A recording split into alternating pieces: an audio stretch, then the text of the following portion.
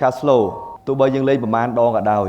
អ្វីដែលសំខាន់តើអ្នកណាខ្លះលេងជាមួយយើង Master ធំរបស់ខ្ញុំបេលឹមតាន់គាត់ជាអតីត strategic partner របស់ Robert Kiyosaki គាត់តែនិយាយអញ្ចេះបើសិនជាចង់រៀនពីអ្នកណាម្នាក់អ្នកខ្លះក៏អត់មានសិល្បៈនៅក្នុងការចែកម្លែកដោយសារគាត់មាននៅក្នុងកម្រិតមួយដែលគាត់យល់តែឲ្យគាត់បញ្យល់គាត់រៀនពិបាកគាត់និយាយតែ template ចប់ហើយតែបើសិនជាយើងតាមដានការអនុវត្តរបស់គាត់យើងរៀនបានច្រើនរបស់នេះមួយជួយយើងបាន board game តាំងពីមុនមក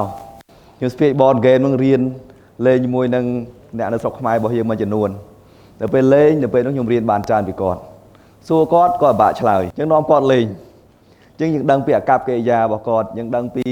របៀបរបបនៅក្នុងការធ្វើសេចក្តីសម្រេចចិត្តរបស់គាត់យើងដឹងពីការប្រើប្រាស់លុយរបស់គាត់អញ្ចឹងអ្វីដែលបងប្អូនយើងអង្គុយនៅទីនេះគឺជាឱកាសមួយដើម្បីយើងធ្វើការឆ្លុះបញ្ចាំងទី1ពីខ្លួនឯងទី2ពីមនុស្សនៅជុំវិញខ្លួនយើងរួចហើយយើងចាប់ផ្ដើមបង្កើតឱកាសថ្មី